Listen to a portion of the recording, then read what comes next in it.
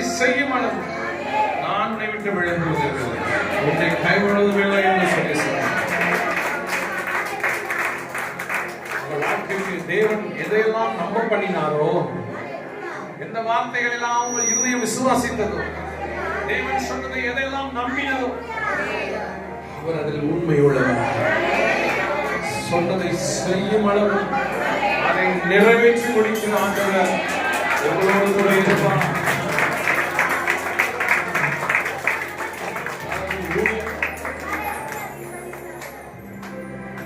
தாவீது ஆராதனைகளை உண்மை உள்ளவனாயிருந்தான். அவன் அரியணையில ஏற்றினான், அரியணையில் ஏற்றி அழகு பார்த்தான். யாக்கோபு தன்னுடைய தந்திர சூழ்ச்சிகளினாலே பிறரை ஏமாற்றி பார்த்தான். ஆனால் நடந்தது என்ன? அவனை ஏமாற்ற 1000 வழிகள் உண்டானது. யாக்கோபு தந்திரமாய் செய்த காரியங்கள் எல்லாம் அவனுக்கு